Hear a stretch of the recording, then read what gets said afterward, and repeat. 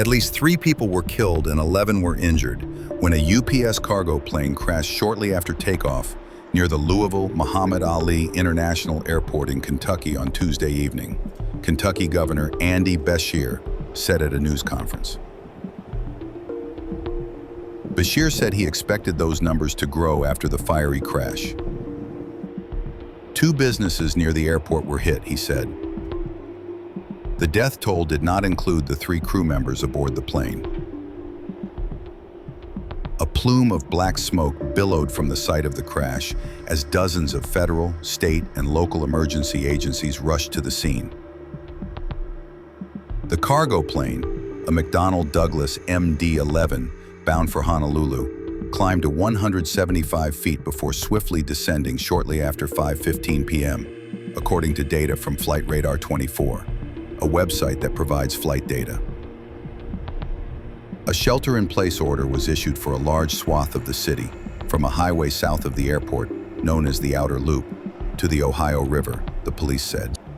At approximately 5:14 p.m. Eastern Time tonight, UPS Flight 2976 from Louisville, Kentucky to Honolulu, Hawaii, an MD-11 with 3 crew members on board, was involved in a catastrophic crash here in Louisville adjacent to our airport. UPS will be releasing more facts as available. The National Transportation Safety Board will be in charge of the investigation and will be on the scene shortly. They will be the primary source of the investigation as it continues in the days and in the weeks ahead. I can confirm that there was no specifically hazardous cargo on board of the plane that would create an environmental issue for those around the site, but the impact and where it impacted could create those types of situations. So please, if there is a shelter in place, follow it.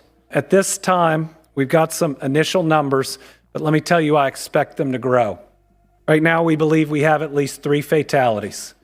So I believe that number is going to get larger. We have at least 11 injuries, some of them very significant, that are being treated by local hospitals. Again, I think that number will get larger. There is a victim family reunification center being set up at the Louisville Metro Police Training Academy. That is 2911 Taylor Boulevard. Victim services personnel will be on site and on location for anyone who needs information. The United Way is also offering shelter to anybody that's been impacted. You can call them at 502-376-6617. Updates on the operation of the Louisville International Airport will be shared after we're completed here around 8:15 via press conference with Louisville Emergency Management. Right now, we believe that the main area hit consisted of 2 businesses, though we know there were more businesses impacted. The first is Kentucky Petroleum Recycling. We are seeking more information, but it looks like they were hit pretty directly. The second is Grade A Auto Parts. Grade A has been in contact. They've accounted for all of their employees but 2, but they do not know how many other individuals, customers, or others could have been on site at the time.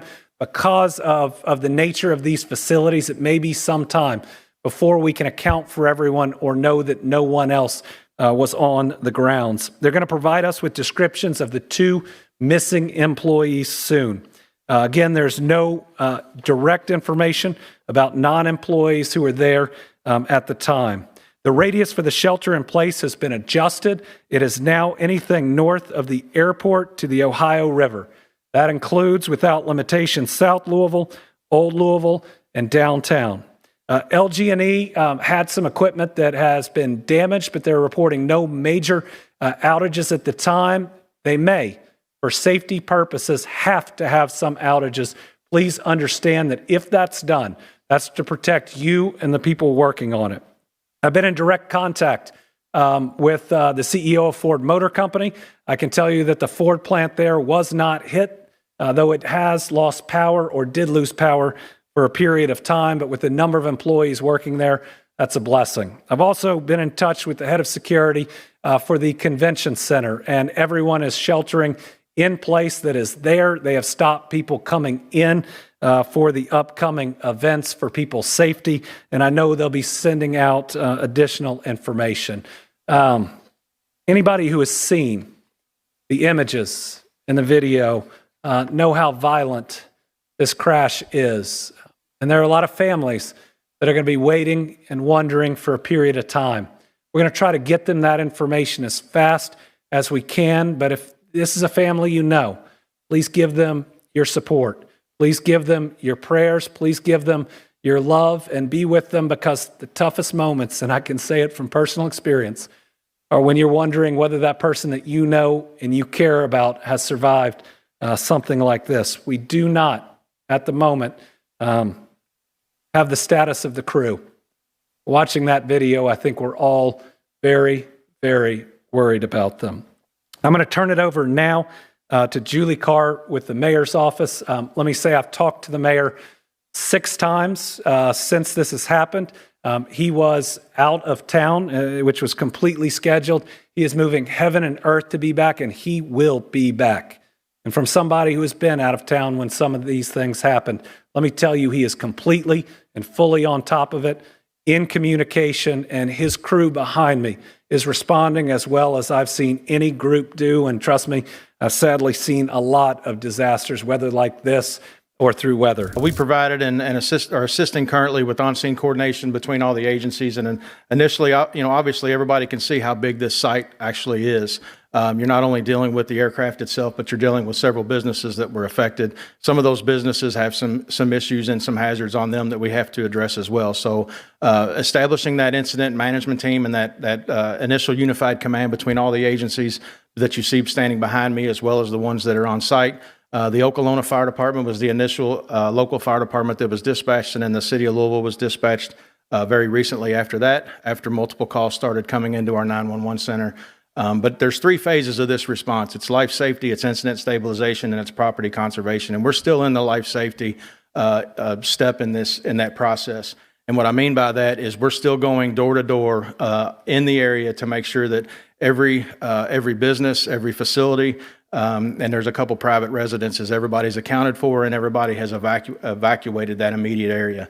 Our shelter in place, we initially did that at a 5-mile radius because the wind was doing some things and pushing the smoke in different areas, and as hot as the fire was, it was kind of creating its own atmosphere and doing really what it wanted to do.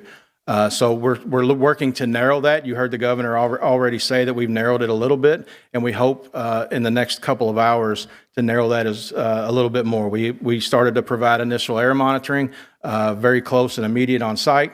We continue that air monitoring now. We've got the 41st CST that's on site that's providing that, and they're also providing us some plume modeling that will give us the opportunity again a little bit later in the shortcoming to be able to narrow that as well.